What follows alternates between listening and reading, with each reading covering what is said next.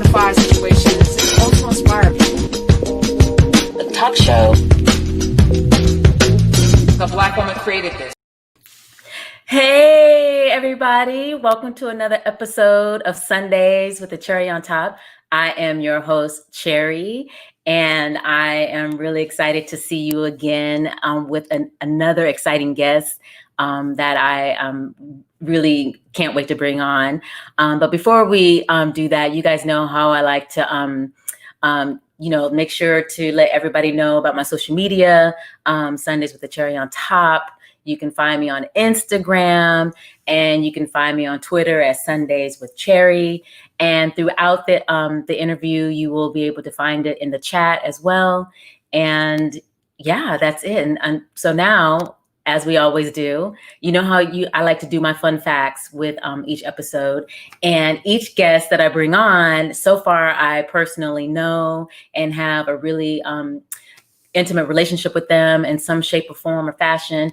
And the cool thing about when I like to research, I like to research and find out more about my guests, even though I might know them, but to really research and learn about them and find fun facts. So for those who are maybe watching for the first time, before I bring on my guests, I like to shout them out with a little fun fact about them that you may or may not know. And my guest, Ron Simons, who's an actor and a Broadway producer, and he produces film and TV as well. Some fun facts about him that I want to shout out is that Ron and I, he's one of my oldest friends. And what I mean by that is that when I first got out of grad school, he's like one of the first people in my tribe. And we met because our schools were showcasing together when we were getting our MFA in acting. We actually literally met backstage when our schools were showcasing together. And it was like, hey, how are you? How you doing? I'm Ron, I'm Cherry. And then let me go do my scene, right? And we've been friends ever since. So that's a fun fact about him that you guys may not know. And that's how long I've known him, back in the day, back in the, how many years ago, I'm not gonna say. And another fun fact about Ron is that he was a software development engineer. And that's what he was doing before he went to school to get his MFA and before he really got into the producing and the acting. And so he comes from a technological background, which is really cool for me and for him and for me to find out about him. And so that's something I actually didn't know when I first met him. But then over time, when we got to know each other, when he told me that, I was just mesmerized and inspired by that this man wanted to still pursue acting, even though he had this technical background, which I find it's like he's followed his love and his dream. And I used to dog sit for him when he would travel a lot. Back in the day. And he had this beautiful Rottweiler named Brutus. And one thing I wanted to say about Brutus that I loved is that we used to go for these amazingly long walks in Central Park and just have a good time. And one time while we were out, the power went out. It was during the blackout of New York City. And I had to bring him home, and I tried to take him up the stairs and he wouldn't go. And so and every time I see Ron, I talk to Ron, I think about this moment because here is this beautiful Rottweiler dog that I cannot lift up. I'm like, Brutus, I had to bribe him to get up these stairs because the elevator wasn't working. And I was like, Brutus, come on, please. And he just sat there and looked at me with this look. He was not having it. But eventually I got him up the stairs. I got him into the apartment. I had to bribe him with two cookies. I gave him 2 cookies. And then he wouldn't talk to me for the rest of the night. I tried to talk to him. I tried to pet him. I tried to call him into the room, and he just looked at me like I was crazy. And I was like, Brutus, the blackout is not my fault. But that's just one of my beautiful memories about Ron and the relationship that we have. So I just wanted to share that a little bit with you, that Brutus was not having it with me. He was mad at me. He wouldn't talk to me till the next morning until I fed him breakfast. That's how mad he was. And this is why I love dogs, because they will let you know. But anyway, with that said, and the fun facts out of the way, and a memory that I'll cherish to this day about Ron, my relationship with him, I want to bring on Ron Simons, who's an amazing actor and producer and Broadway commercial producer. So with that said, let's all bring on Ron Simons. You didn't hear me cackling because I was laughing over it. So Brutus was like, not today. No. Brutus, can I tell you, I would try to I would call him into the room and I was like, Brutus, I'm sorry. And I tried to pet him and apologize. He walked out of the room and did not come into the room for the rest of the night, would not talk to me. And so to this day, I think about when he crosses my mind, that moment is one of my favorite moments when I used to dog sit for you. Yeah. Brutus was so mad at me. And I was like, this blackout better not last more than a night because Brutus will not talk to me if it does. So mad that I left you guys there and the blackout happened. Because, y'all had to go up 25 flights of stairs, right? That's why he was mad at me, because we would go up a few flights and then he would stop and he would sit and he would look at me, and he sat for like 3 or 4 minutes. And I was like, Brutus, I'll give you 2 cookies. Come on, baby, come on. And Brutus was like, nope, not doing it, not doing it. So, but I finally got him into the house. But then after that, it was a wrap. He, eventually he came around, but it was like a week later. Right. Anyway, it's so good to see your face. It is so good to see I'm you. so glad you were able to say yes to this and join me. For those of you who don't know, I've been trying to get Ron as a guest even back when I was doing these interviews in person. And so now, because of COVID, I'm doing them on this platform. But I really wanted to sit down with him in his office and just talk to him. And so I'm glad it worked out this time that I could have him for this season, because I just think that he can bring some really great knowledge to the table about producing and behind the scenes of what's happening on Broadway. But before we get into the interview, I like to do a check-in. And I just like to check in with my guests to see how they're doing, because this year has been a crazy year. We finally got through this damn election, and we have a new president-elect and our MVP, who I call Kamala. I call her the MVP. And I just want to see how you're holding up and how you're feeling in this moment with all this historic events that we're living through. Yeah. Well, before the election, I was like Michelle Obama. She says, I feel like I'm in a mild depression. You know what I mean? Because those of us who live in New York not only for the work that we do, but because we can go to Broadway and the museums and great restaurants and Central Park and and that list got cut down to near zero. And like, I didn't realize until they just started opening restaurants how much I miss going out to eat. You know what I mean? And I really miss live theater. I really miss live theater, very, very, very much so. And so then as the election started ramping up, then that added another level of stress, because I remember when it was announced that Joe Biden was president-elect, there was this weight that just like lifted off of me that I didn't realize I was carrying some stuff with me about the election and how the current president has, in my opinion, done no great service to this country. So, Amen. So it's been real, but that was a great weekend. That Saturday when I heard that, I'm like, yes, there is hope. We can get through this, because the thing is that it's just frustrating for me is not knowing when this is going to end. There's something positive going to happen, because we went through George Floyd and we went through, all of what the economy had failed, and then Corona, and it was just, and the Breonna Taylor, and yeah. So I'm not back to normal per se, but I feel I have flashes of love and warmth and light, and so for those I'm grateful. Nice. Yes, I hear you. Yeah, I was when the announcement happened. My whole building started to shake, because everybody was stomping and jumping and beating pans and yelling, and people were going out to the courtyard in my building and just screaming and crying. And I started boohooing, because, you just don't realize how much you're holding in. And then when I had that waiting to exhale moment, I was like, oh, and I still have those moments. So I'm feeling a little bit like you, as far as just, getting that patches of love and light and hopefulness whenever I can, because it makes me feel closer to an end, like you were saying, right? And so, I loved, because I didn't know they were elected, and how I found out was because I heard people screaming and, banging pots, and I was like, what the hell is going on? So my terrace, and I was like, oh, this probably means, and it was. I was really excited. It was like an early Christmas present, right? Yeah, so I went right back in my house, got my tin bowl and my mallet. What? Yes, amen. Yes, I love it. So let's go ahead and get into this interview because I'm really excited to talk to you because, like I said earlier, you bring so much knowledge into the room with your, with your producing and with your artistry and with your acting. So you started off as a software engineer, and then you went on to become an actor and a 4-time Tony Award winning producer, which makes you the highest African-American producer, the most high. I bow down before you because, all the things the things you're doing, but, to be an African-American producer with the most Tony Award wins and just the power that brings to that. Before we get into that, where did your love of the arts come from? That's a good question, actually.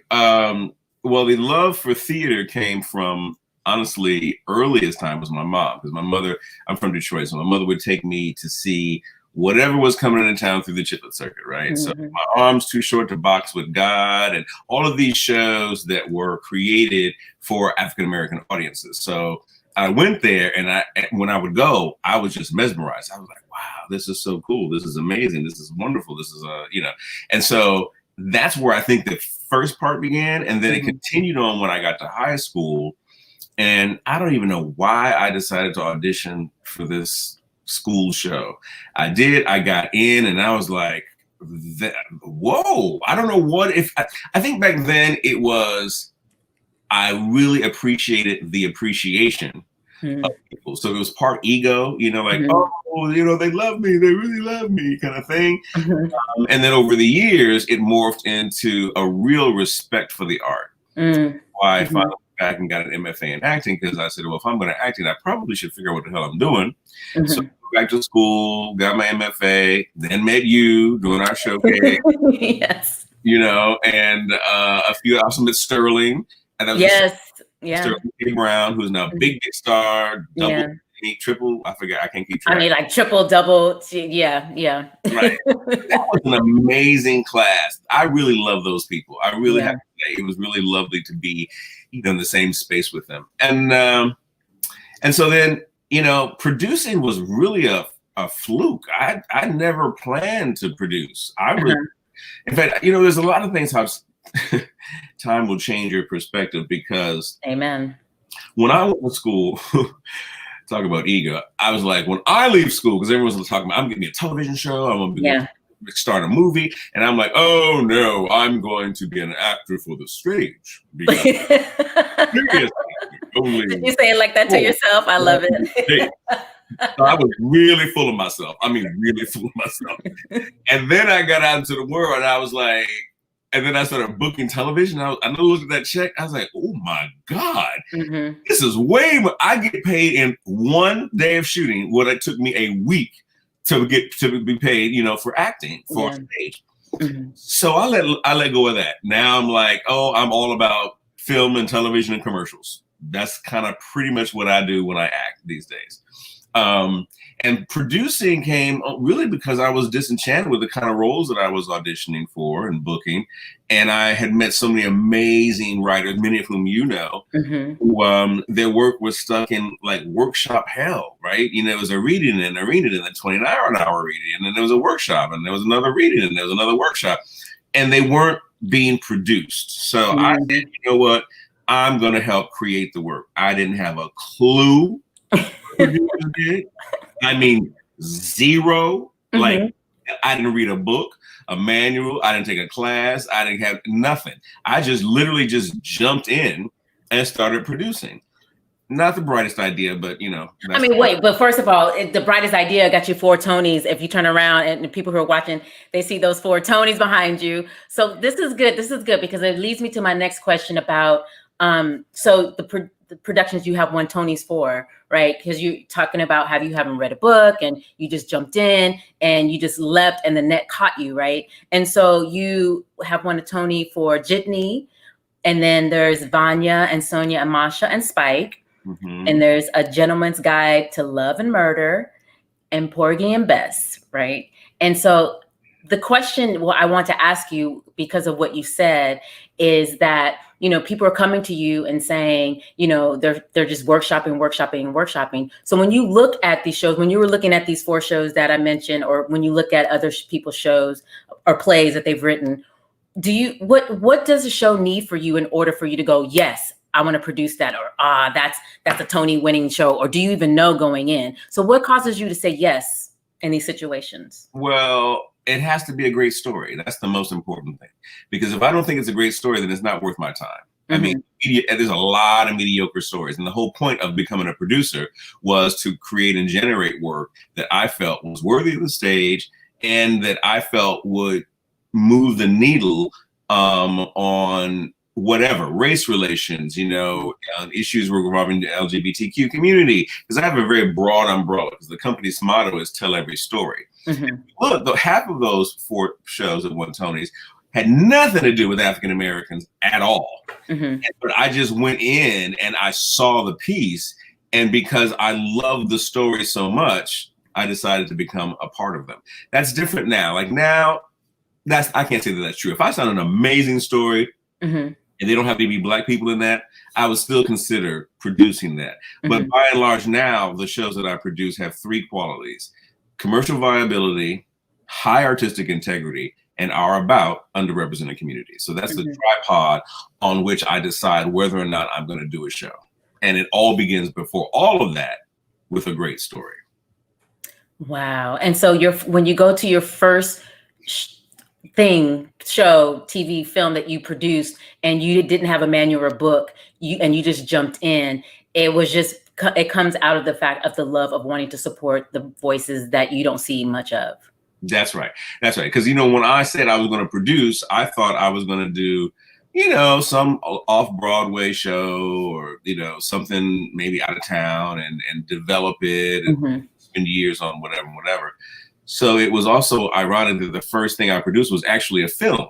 And so I just read that script and I was like, I've never seen this story. It was about 2 former Black Panthers in 1970s Philadelphia. That was The Night Catches Us? Night Catches Us. And the writer had already attached 2 actors, neither of whom ended up being in the film, but we found 2 other amazing actors, Kerry Washington and Anthony Mackie. And that was a harrowing experience. Literally, I grew so many gray hairs. There were so many times. I remember sitting in the basement of my house watching the first assembly. Now, I don't know anything about filmmaking. I don't know what assembly looks like. I don't know nothing. But I remember sitting there going, we are so effed. Oh my God, we are so effed. We're so effed. We are really? Oh my God. It was like there was no there. Gotcha. I mean, there was footage, but this is nothing. I can't do anything. And anyway, long story short, eventually Sundance, who we've been working with, said, you need to hire a different editor. And I lie to you not, when that man came on board, I found that story. And that's when I realized that editing is as much a creative partner in filmmaking as the writer, the director, the actors, because he found this beautiful story in this massive amount of footage, right? So yeah, and so that I was really surprised that the first thing that I did was a film, but when it was over, I said to myself, well, that was a wonderful experiment. I'm not producing anything else. Everybody can kiss my ass. And the reason why that you needed a break. Oh, I did. Everything, there was like just so many things went wrong with that show. It was just like, I remember Anthony Mackie walked off the set, just left, right? And so, and the director was running behind him. Oh, Anthony. And so I ran in and I said, okay, look, stay here. Don't stop. Stay here. So then I ran after Anthony, and then I'm talking to him about what went on, and it was what happened in the scene, and he was pissed, and he was going to leave, and so I had to talk him off the ledge, and that's what we do.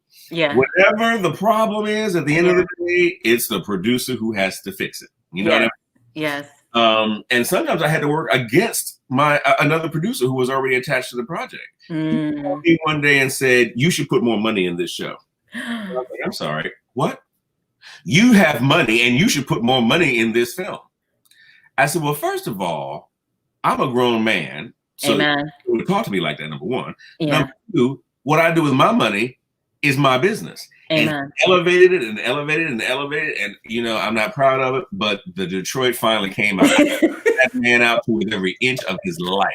I first words I didn't even know I knew. I just Look, good for you. Good for you. And that's giving permission to all those producers out there who are coming up on the scene. If you need to stand up for yourself and use curse words you ain't never knew you had, please do. But that leads me to my next question. That's a good story. Thank you for sharing that. Broadway made an announcement about how they're going to remain closed to September 2021. And so many people in the community, as was just very disheartened by that because of the nature of this damn pandemic. And hopefully we'll get all that in play, with, Biden-elect and MVP. But what changes would you like to see Broadway make in order to be inclusive and more diverse? And how are you using your producing power to make sure that happens? Well, one of the things that must needs happen is because, producers are the gatekeepers, because we're the ones who decide we're going to take this piece of property, we're going to develop it over a year, 2, 3, 5, 7, whatever it takes to make that happen. And you're standing there with the writer and you bring in all the pieces necessary.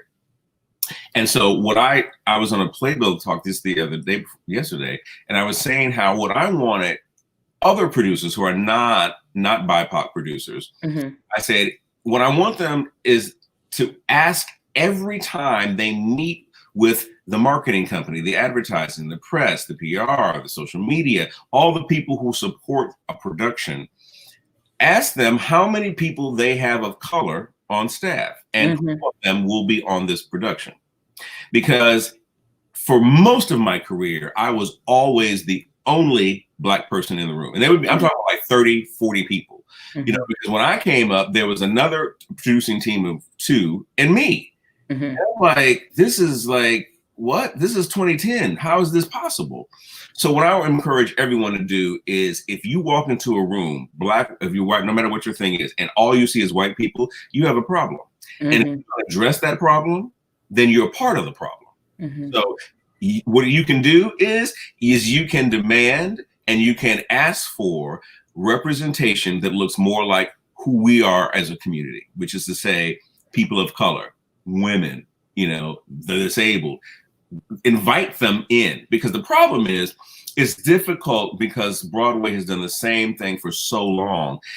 Broadway now has to go back and find people in the nascent stage of their career and build them and grow, right? Like, we're having a hell of a time finding a Black woman sound designer for my production of For Color Girls, because the idea is we want the entire creative staff to be women of color. What happened was down in the public. I was very proud of that, and I wanted to keep that going because I'm a big believer in practice what you preach.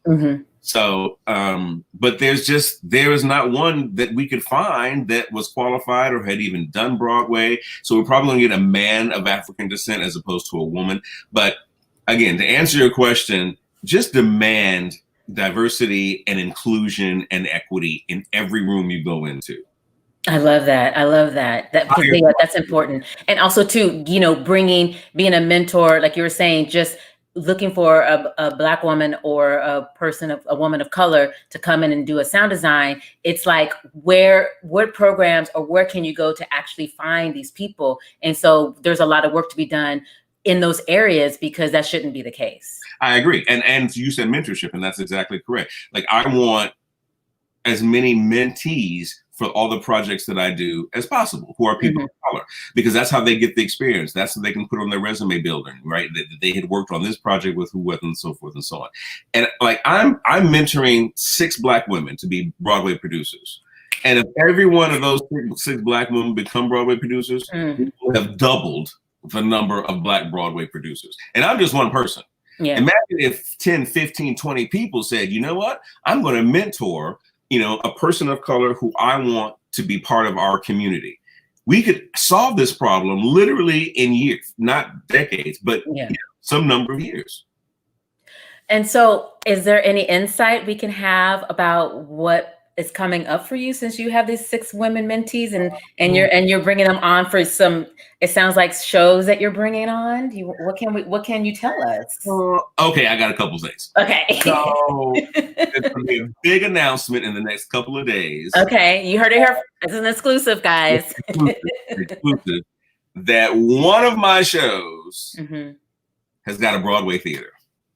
I can't say which one it is, but I'll tell you all the names of all of them, so you know at least which ones it's part of. Okay. That's very exciting, because if you know anything about Broadway, you know that it was a theater owner's game. It's like producers are 3, 4, 5 deep for every theater trying to get a platform for their show, right? And so to have a show actually get a theater makes it a real. And that investors like hearing that. Everyone else says, oh, if you have a theater, then this is happening, right?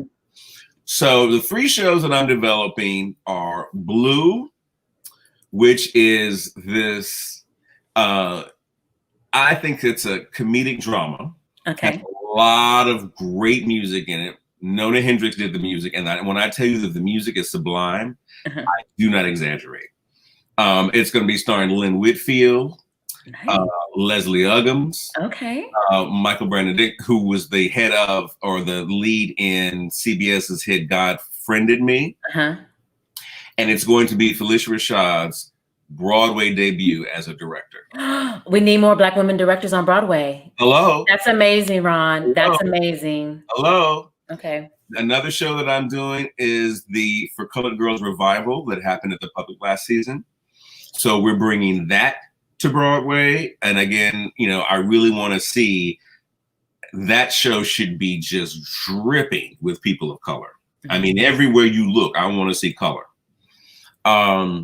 And so that, if you know, it's written by Ntozake Shange and is her seminal work. It's really this beautiful choreo poem. If you haven't seen it, please come see it when we open, because it is an extraordinary work. Look, I saw it at the Public, and every Black woman was chanting and talking back, and we was hey girling from across the room. There were some women on the stage, during the production, and we was looking at each other like, I mean, we was just like in Black Girl Magic heaven. So yeah, right. And that's why I want all Black girls and women to come see that show, because it is a celebration of the Black woman. So I think I'm just so proud to be, to be bringing this to Broadway. I'm beside myself. The third show that I'm bringing is called Thoughts of a Colored Man. Oh yeah. Which is a play about 7 African-American men over a 24-hour period in Brooklyn, in New York. And it, for the first time, really gives a stage and a voice for African-American men in the United States in current times. There's never been a play like this ever. And I love the fact that, and it's in turn funny, tragic, inspiring. It's just beautifully written by this young playwright named Keenan Scott II, who you're going to be hearing a lot more about. So you've heard it first here. Exclusive. I love it. Thank you. Come on. And it's going to be his Broadway debut. And the director is Stephen Broadnax, who's an amazing director as well. He's making his Broadway debut as the director. I love it. We need more Black men directing on Broadway too. Right? Like that's what I'm talking about. That's what I'm talking about. And it's awesome. And the thing is that it couldn't be more relevant, now, in the face. I'm sorry, but in the wake of George Floyd's murder, when the country suddenly woke up and realized we were killing Black men on the regular, and that this was not actually a one-off. Yeah. We don't have George Floyd's voice. So I love that this play talks about the Black man's dreams, hopes, trials, tribulations, setbacks, limitations, loves. It really goes deep into the African-American psyche. And it's represented by a large cross-section of the African-American male spectrum, including from young to old. People have different walks of life. And what I love is that it goes beyond just the storytelling that happens in the barbershop and on the basketball court. It sees us in our habitat that we are not to be ghettoized. We Mhm. are everywhere, all over. And so I'm really proud to be bringing that, because yet it is more African Americans going to have their Broadway debut because of this show. So those are the three things I'm working on. I love it. Yeah. I mean, imagine, if you will, that there could be on Broadway during the same season a play all about Black and brown men and a play all about Black and brown men. When did that happen? Never. Let me help you. Never. Because for so many years, the prevailing thought was, oh, when you have a Black production on Broadway, then that's it. That's it. Yeah. We can't bring another Black production, because it's like that even in Hollywood back in the day. It's like there was only one Black it girl, right? And it was like, but you couldn't have like 6 or 7 Black women or men walking the red carpet, or who could be in the top on the A list. It had to just be that one. And so and it's like people like you who are in positions of power to push the envelope and just take over and infiltrate. That's my word. I say infiltrate, get in there and, and make the change, because the conversations I'm hearing a lot is from us in the community is we don't want this COVID to, once it ends, right? We don't want to come back from this COVID and things are still the same. Like it's the same shows on Broadway, the same musicals, the same stories.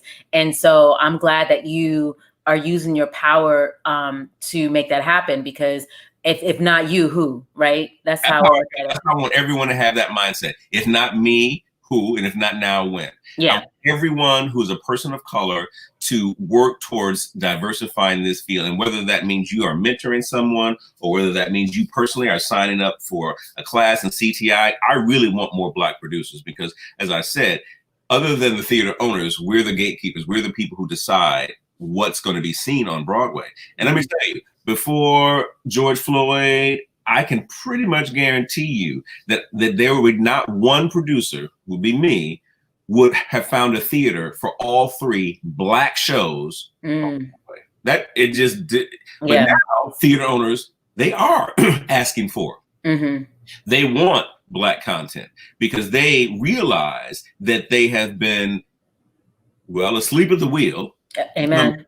And now they're going to try to make up for it. And I'm really happy to see that. And I just hope that continues on. And I want someone to hold everyone's accountable, everyone's feet to the fire. Like in 5 years, I want to go and ask these marketing companies who didn't have any Black people at all, how many Black account managers do you have now?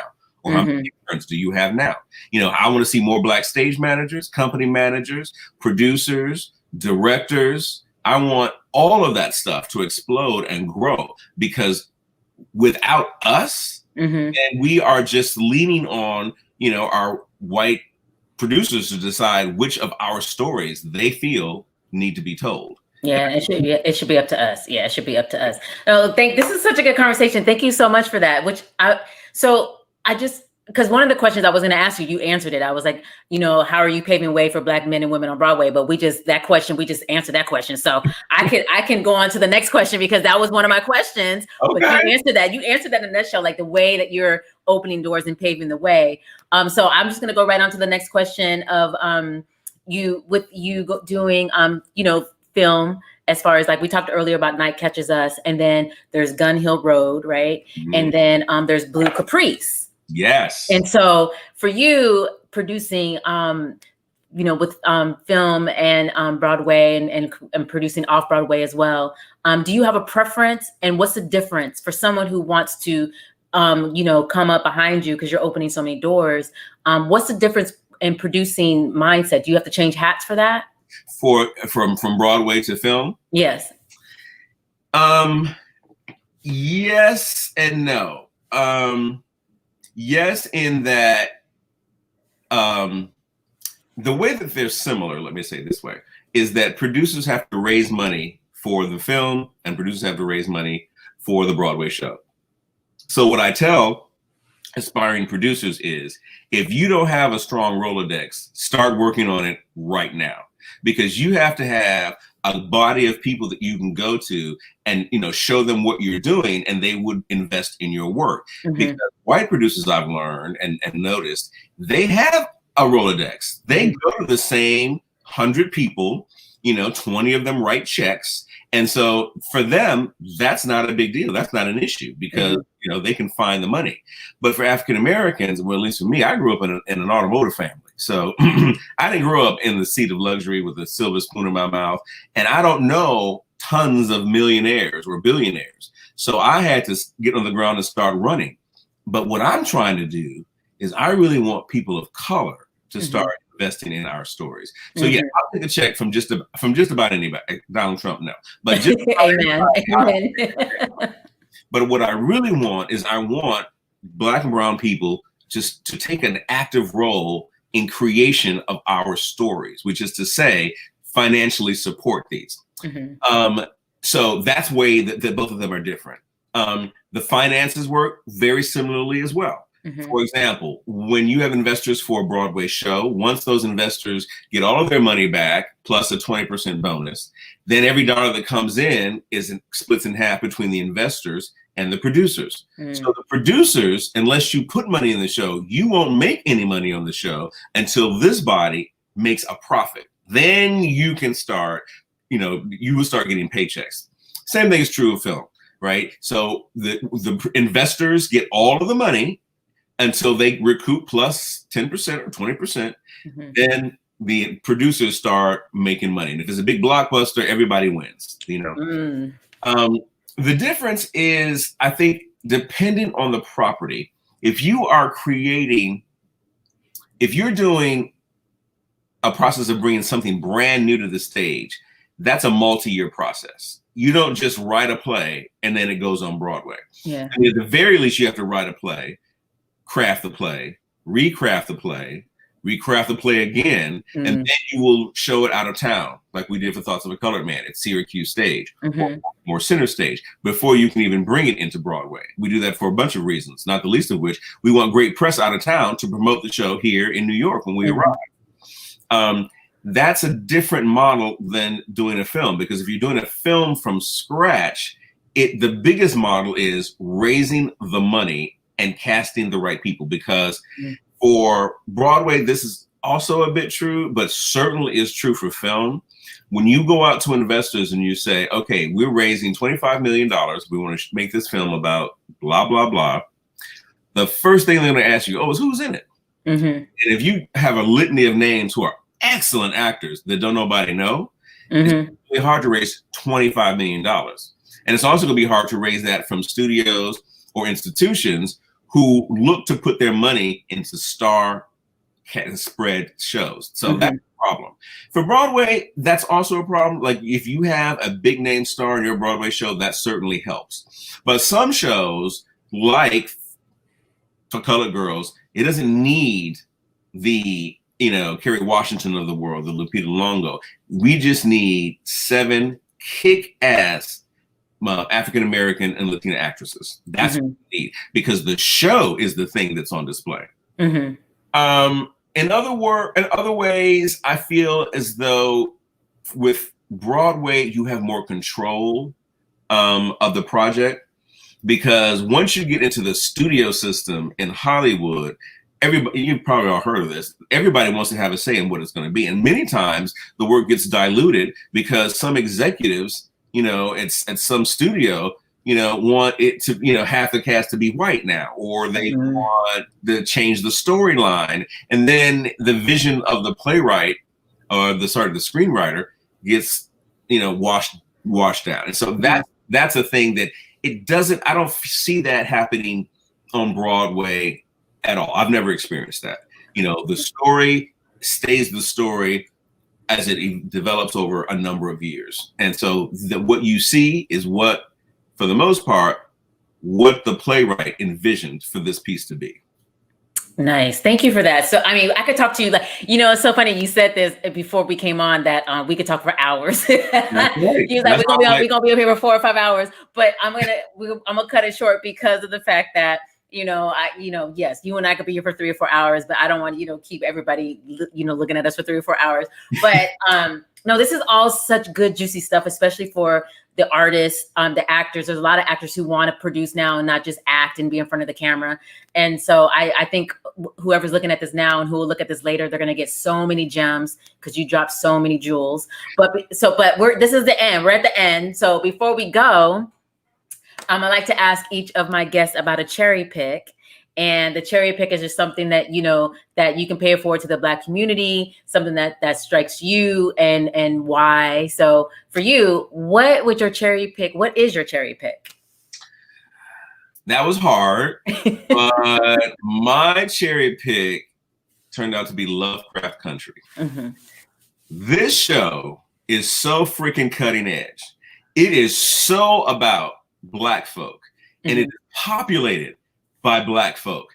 And it is what I love most about great storytelling. Expect the unexpected. Sometimes I don't know, is it a drama? Is it a mystery? Is it a horror story? Is science fiction? What's happening here? And there's a little bit and a lot of that. But I just love that it's really steeped in African American culture. There will be times when there will be a scene going on, and then you'll hear a poem, right, by Ntozake Shange. In fact, one of the poems is from For Colored Girls. And then you hear another thing is happening, and it's James Baldwin, right, talking. And so they find these beautiful moments in Black culture and fit it into this storyline and augments it in such a beautiful way that I feel like I have an entire meal when I sit down and watch one of those shows. Now, I'm gonna tell you, the first couple episodes, I was like, what's happening? I don't know what's going on here. But if you stick with it, I think you'll find that there's something for everyone in that show. Nice. Oh my gosh.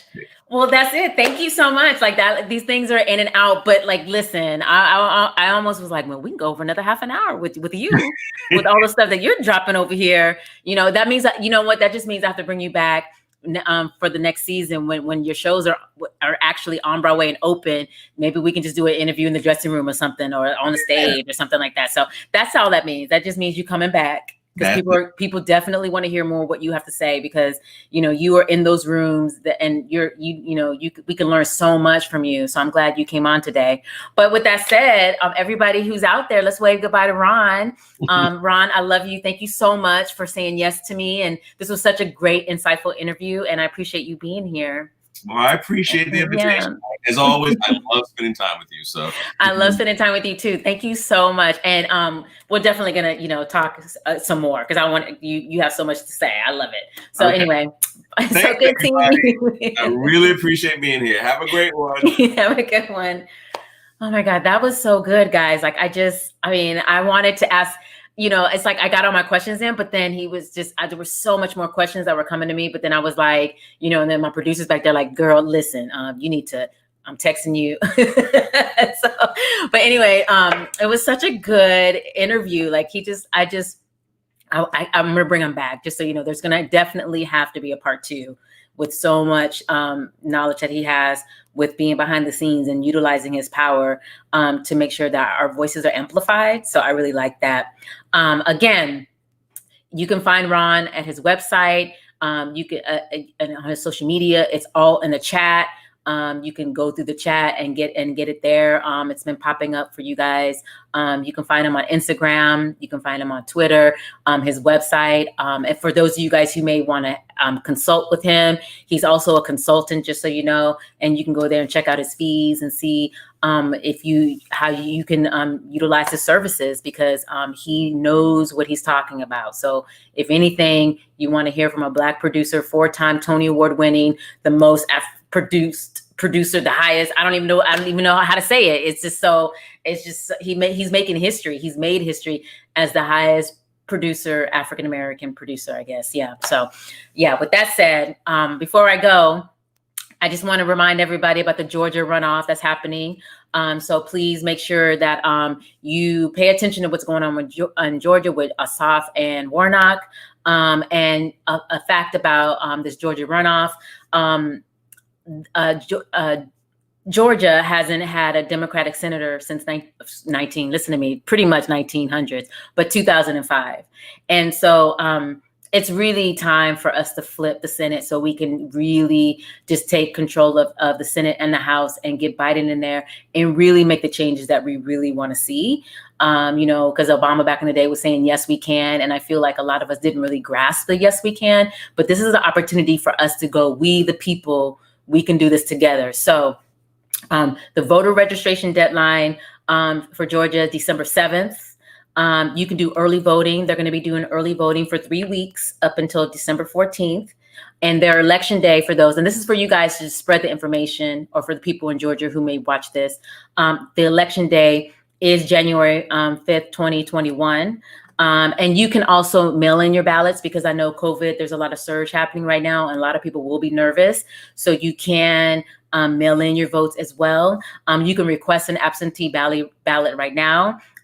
Georgia.gov, vote absentee. So just go to georgia.gov and then /vote absentee ballot, and they'll send you one.